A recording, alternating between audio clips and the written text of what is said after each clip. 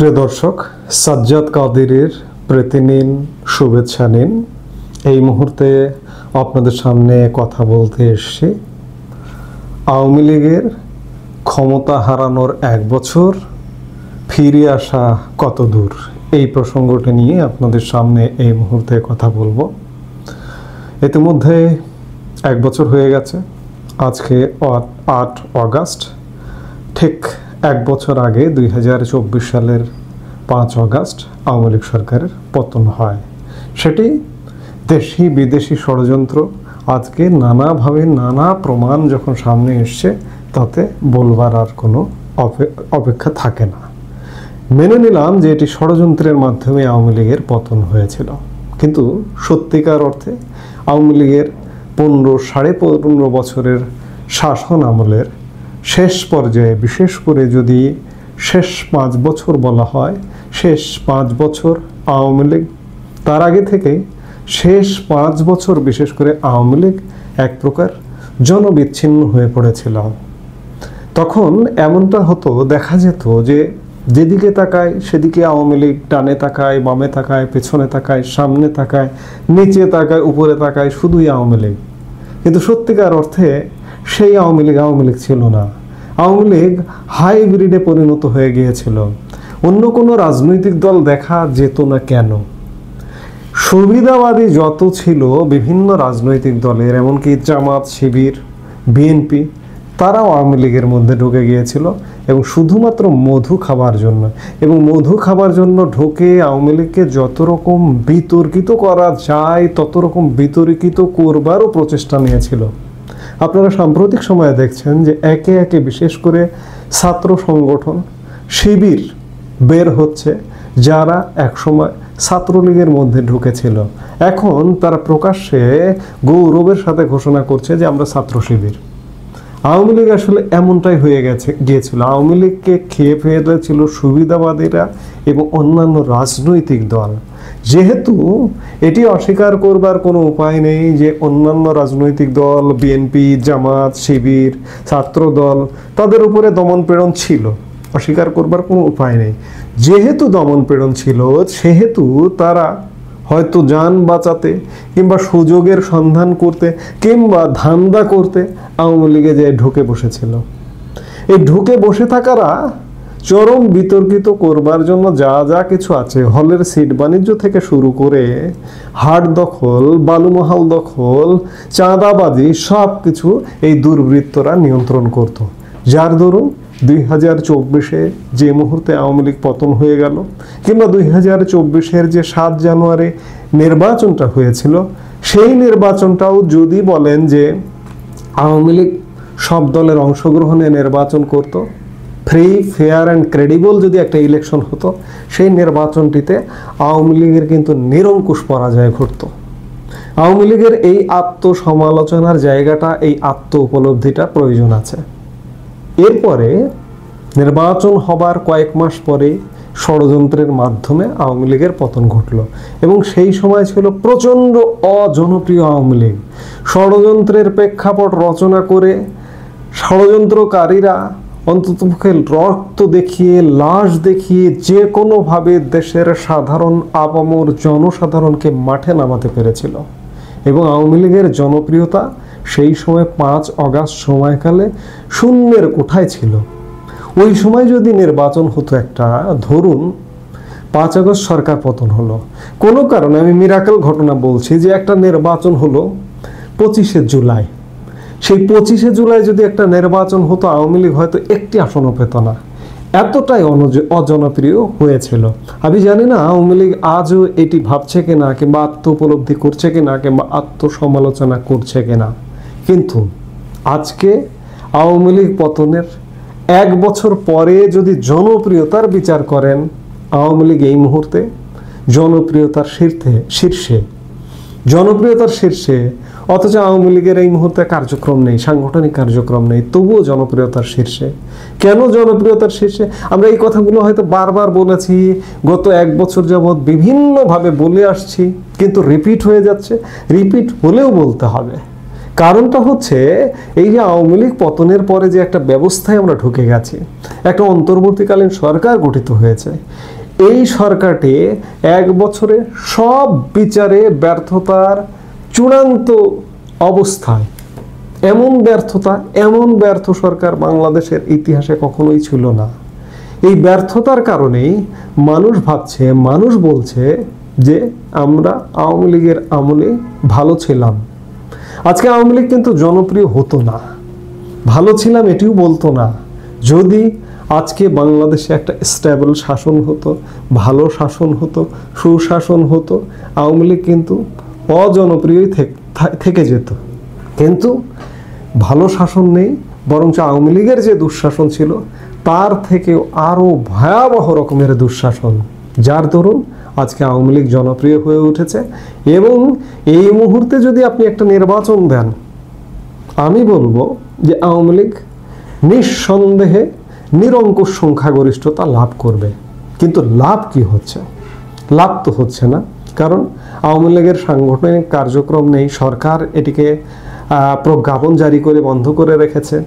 এবং আওয়ামী লীগ যে নেপথ্যে কার্যক্রম, আওয়ামী লীগের সত্যিকার অর্থে নেপথ্য কার্যক্রমও সেই অর্থে নেই বললেই চলে। আমি বারবার বলছি যে এই কথাগুলো রিপিট হয়ে যায়, তারপরেও বলতে হবে আওয়ামী লীগের নেপথ্য কার্যক্রমের কোনো সাড়া শব্দ নেই। আপনি একজন জেলা পর্যায়ের একটা নেতাকে বলুন যে ভাই আওয়ামী লীগের কোনো কর্মকাণ্ড সম্পর্কে জানেন? উপজেলা পর্যায়ের একটা নেতাকে বলুন বা কর্মীকে বলুন যারা এই মুহূর্তে চরম বিপদে আছে, কোনো জানে না। কেন্দ্রীয় নেতাকে জিজ্ঞেস করে দেখুন, কেউ কিছু জানে না। অথচ 1 বছর হয়ে গেছে, তারপরে আওয়ামী লীগের কোনো খবর নেই। এবং এই যে আওয়ামী লীগের যে আছে জনপ্রিয়তা বলছি, এই সরকারটি ব্যর্থ। আওয়ামী লীগ এই জনপ্রিয়তাটাকে কাজে লাগাবে কীভাবে? সাংগঠনিক কোনো প্রাণ পরিকল্পনাও নেই। এবং আওয়ামী লীগের যা কার্যক্রম আছে তা আমরা আলাপ করবো আবারও। আমরা দুটো ভিডিও দেখে আসি, দুটো ভিডিও দেখে তারপরে আবার কথা বলবো। প্লিজ দেখুন ভিডিওগুলো।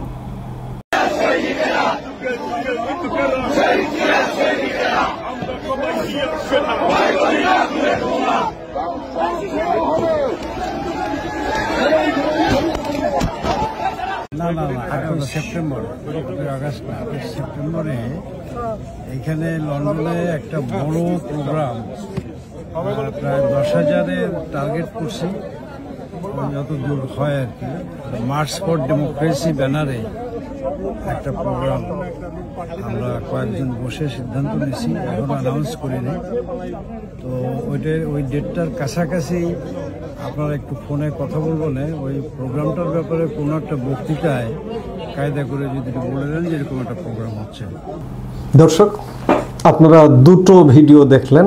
একটি বর্তমান বিএনপি নেতা, সাবেক ছাত্রদল নেতা সুলতান সালাউদ্দিন মিছিল করছেন যে ভয় করি না বুলেট বোমা, কিন্তু পুলিশ দেখে দৌড় দিচ্ছেন। আরেকটি ভিডিওতে যেটি দেখলেন যে আওয়ামী লীগের প্রেসিডিয়াম সদস্য এবং সাবেক মৎস্য ও প্রাণী সম্পদ মন্ত্রী আব্দুর রহমান, তিনি টেলিফোনে আওয়ামী লীগ প্রধান শেখ হাসিনার সাথে আলাপ করছেন যা আগামী 8 সেপ্টেম্বর লন্ডনে 10,000 মানুষের একটি সমাবেশ করবেন। আজকে আমি সুলতান সালাউদ্দিনের ভিডিওটা দিয়েই বলতে চাই যে বিএনপির রাজনীতিটা কেমন ছিল দেখুন। যে পুলিশ দেখলে পালিয়ে যাওয়ার রাজনীতি, নেতা কর্মীদের ফেলে রেখে পালিয়ে যাওয়ার রাজনীতি ছিল, যার দরুন বিএনপি গত 17 বছরের ক্ষমতা বা 18 বছর, আপনি যদি 111-এর সেনা সমর্থিত তত্ত্বাবধায়ক সরকার সহ ধরেন, তাহলে 18 বছর বিএনপি ক্ষমতার বাইরে। বিএনপির আন্দোলন সংগ্রাম যেটিই বলুন না কেন, সুলতান সালাউদ্দিন ভূমিকাটা এই ভূমিকায় বিএনপি রাজনীতিতে ছিল। এবং আজকে দেখুন সুলতান সালাউদ্দিনরা কিন্তু দাপিয়ে বেড়াচ্ছে। ওই ভূমিকায় থাকবার কারণে 18 বছরেও বিএনপি মসনদে ফিরতে পারেনি। আবার আব্দুর রহমানের ভিডিওটা দেখুন, যে তিনি বলছেন যে লন্ডনে তারা 10,000 মানুষের সমাবেশ করবে। আমার প্রশ্ন, আওয়ামী লীগের কাছে জিজ্ঞাসা, আপনি লন্ডনে 10,000 মানুষের কেন, কিংবা লন্ডনের আলতাবালি পার্কে আপনি 1 লক্ষ মানুষের সমাবেশ করুন না কেন, তাতে বাংলাদেশের রাজনীতির কি প্রভাব? আওয়ামী লীগের রাজনীতি এখন হচ্ছে এই রকম, প্রবাসী আওয়ামী লীগের রাজনীতি। আরে ভাই, প্রবাসী আওয়ামী লীগ কি বা প্রবাসী বিএনপি কি? দেশ চলে বাংলাদেশে, রাজনীতি হয় বাংলাদেশে। আপনি আওয়ামী লীগের 10,000 মানুষের সমাবেশ করবেন লন্ডনে, আপনি আওয়ামী লীগের 1 লক্ষ মানুষের সমাবেশ করেন নিউ ইয়র্কে, তাতে বাংলাদেশের কি? বাংলাদেশের কিচ্ছু না, বাংলাদেশের সরকারেরও কোনো কিছু হবে না। আপনি 1 লক্ষ মানুষের ঢাকায় সমাবেশ করেন, 10 লক্ষ মানুষের ঢাকায় সমাবেশ করেন, সেই সমাবেশটা কাজে দেবে। এই যে একটা জিনিস খেয়াল করুন যে আমাদের বাংলাদেশের রাজনৈতিক দলগুলোর যুক্তরাজ্য কমিটি, যুক্তরাষ্ট্র committee, Canada committee, Australia committee, European committee, এগুলো করে লাভ কি হয়? রাজনীতি করেন বাংলাদেশে। এটি খানিকটা আওয়ামী লীগের মধ্যে একসময় আওয়ামী লীগ সাধারণ সম্পাদক ওবায়দুল কাদেরও মনে হয় এমন সমালোচনা করেছিলেন যে কৃষক লীগের ঢাকা মহানগরীতে কাজ কি। ঠিক তেমনি এই প্রবাসী কমিটিগুলোর কাজ কি? প্রবাসী কমিটিগুলো কি করছে? গত 1 বছরে আসলে আওয়ামী লীগের রাজনীতিটা হচ্ছে প্রবাসী আওয়ামী লীগ দিয়ে। এই প্রবাসী আওয়ামী লীগ দিয়ে আসলে কোনো কাজ হবে না। আওয়ামী লীগের অনলাইন কার্যক্রমও সন্তোষজনক নয়। আওয়ামী লীগের নিজস্ব ফেসবুক পেজ, আওয়ামী লীগের নিজস্ব ইউটিউব কোনো জায়গায় নয়। আওয়ামী লীগ নেতাদের কার্যক্রম সন্তোষজনক নয়। যে কার্যক্রমগুলো এখন চলছে, এই কার্যক্রম দিয়ে অন্ততপক্ষে আওয়ামী লীগ খুব সহসা, বিএনপি যেমন 18 বছর ক্ষমতার মসনদে ফিরতে পারেনি, এইভাবে যদি চলতে থাকে আওয়ামী লীগের রাজনীতি, তাহলে আওয়ামী লীগেরও কত বছর ফিরতে লাগবে সে ব্যাপারে একমাত্র উপরওয়ালা জানেন। কাজেই আওয়ামী লীগের রাজনীতি যদি আজকে 1 বছর পরে এসেও বিশ্লেষণ করেন, তাহলে এই রাজনীতিতে অন্ততপক্ষে আওয়ামী লীগ সহসা ফিরতে পারবে না। ফিরতে পারবে যদি ব্যাকআপ পায়, তাহলেই ফিরতে পারবে। বাংলাদেশের রাজনীতিতে ব্যাকআপটা খুব একটা গুরুত্বপূর্ণ বিষয়। আপনি দেখুন যে বাংলাদেশের ক্ষমতার পট পরিবর্তন হয় বরাবর সেনাবাহিনীর পৃষ্ঠপোষকতায়। সেই সেনাবাহিনী এই মুহূর্তে বিতর্কিত অনেক ভূমিকা পালন করেছে গত 1 বছর যাবৎ, কিন্তু তারপরেও সেনাবাহিনীতেও আমি বারবার বলি যে মুক্তিকামী মানুষ আছে, স্বাধীনতাকামী মানুষ আছে। তাদের নিয়ে যে কোনোভাবে সংগঠিত করা ছাড়া কিংবা বিদেশি ব্যাকআপ ছাড়া বাংলাদেশের রাজনীতিতে খুব একটা বেশি পরিবর্তন আসে না বা আনা যায় না। আওয়ামী লীগের এখনকার যে সাংগঠনিক কার্যক্রম চলছে, এই সাংগঠনিক কার্যক্রম দিয়ে অন্ততপক্ষে আওয়ামী লীগ কোনোভাবেই ফিরতে পারবে না। অনেকেই হয়তো ব্যাকআপের আশায় বসে আছে যে বিদেশ কোনো ব্যাকআপ দেবে, ভারত কোনো ব্যাকআপ দেবে, এ করবে সে করবে। না, আওয়ামী লীগ সংগঠিত হন, সেটি যেখানে যেখান থেকে হোক, অন্ততপক্ষে প্রতিনিয়ত নির্দেশনা, প্রতিনিয়ত কর্মসূচি। আওয়ামী লীগের গত 1 বছরে হরতাল সহ বেশ কিছু কর্মসূচি হয়েছে, অনেক ধরপাকড় হয়েছে, গ্রেপ্তার হয়েছে।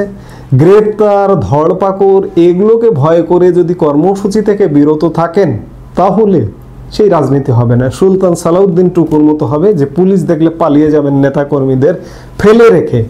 এই রাজনীতি করে আওয়ামী লীগ, আমি হয়তো হতাশার কথা বলছি, আওয়ামী লীগ খুব সহসা ফিরতে পারবে না। আওয়ামী লীগকে বাংলাদেশ কেন্দ্রিক, প্রবাসী আওয়ামী লীগ বাদ দিয়ে বাংলাদেশ আওয়ামী লীগ নিয়ে রাজনীতি করতে হবে।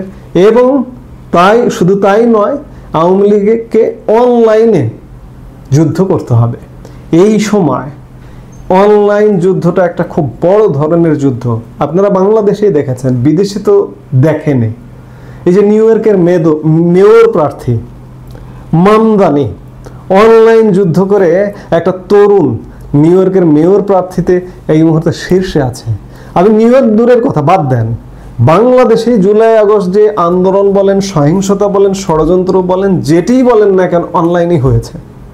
আওয়ামী লীগের সেই কি অনলাইন অ্যাক্টিভিটিস আছে? সরাসরি আপনি কার্যক্রম করতে পারছেন না, কিন্তু অনলাইনেও গ্রহণযোগ্য সন্তোষজনক কার্যক্রম নেই। যাদের কথা বলা উচিত, যাদের দিয়ে অনলাইন কার্যক্রম চালানো উচিত, তারা করছে না। আমার কাছে মাঝে মাঝে মনে হয় যে আওয়ামী লীগের যে অনলাইন মিডিয়া, এগুলো দখল হয়ে গেছে, কেউ না কেউ দখল করেছে ষড়যন্ত্রমূলকভাবে।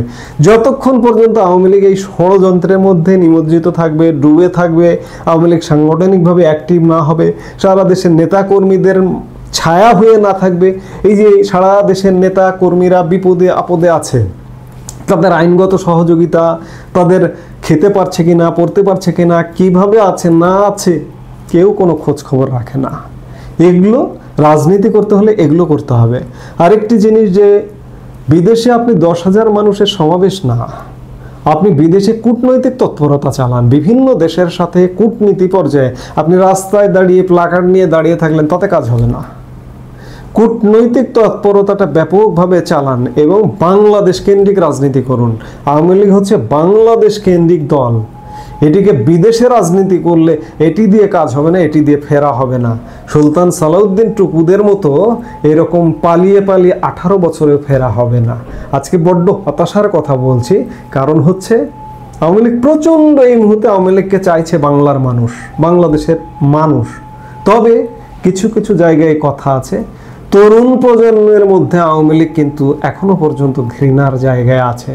হয়তো তরুণ প্রজন্মের যারা গার্ডিয়ান, যারা বাবা মা, তারাকে হয়তো চাইছে, তারা হয়তো ভাবছে যে আসলে ভুলটাই হয়ে গেছে, আওয়ামী লীগ ফিরে আসুক, আমরা তো ভালোই ছিলাম।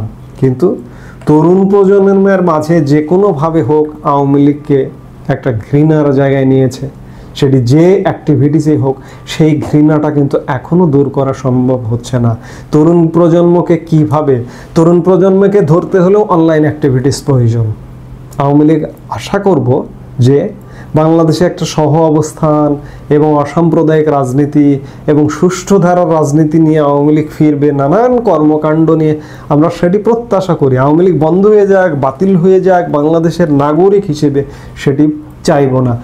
আওয়ামী লীগ একটা ভঙ্গুর অবস্থায় আছে, মানুষ চাইলেও আওয়ামী লীগ ফিরতে পারছে না। এই ভঙ্গুর অবস্থা থেকে কিভাবে ফেরা যায়, সেই পরিকল্পনা, ভালো পরিকল্পনা প্রয়োজন। সেই পরিকল্পনা নিয়ে আওয়ামী লীগ ফিরবে, আমরা সেটি প্রত্যাশা করি। আওয়ামী লীগের ফেরাটা হোক এবং শুদ্ধভাবে ফেরা হোক। দুর্বৃত্ত আওয়ামী লীগ, বারবার বলি যে দুর্বৃত্ত আওয়ামী লীগ, দুঃশাসনের আওয়ামী লীগ যেন আর ফিরে না আসে। সেটি ফিরে আসার চেয়ে না আসা ভালো। এই মুহূর্তে এ পর্যন্তই। সবাই ভালো থাকুন, সুস্থ থাকুন। আমাদের ভিডিওগুলো নিয়মিত পেতে সাবস্ক্রাইব করুন Sajjad Kadir and the legends YouTube channel এবং লাইক, কমেন্ট, শেয়ার করে সাথে থাকুন।